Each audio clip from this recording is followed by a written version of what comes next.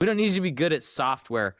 And so we like to take that off the plate of the contractor and say, hey, we're gonna build all of your sequences. We're gonna work with you and help you through this process so that you can be a good HVAC guy and not think about, am I following up enough with my leads? Am I doing enough here and am I doing enough there?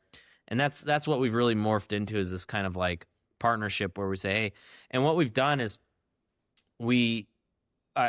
this was kind of a cool thing we discovered in the last 6 months.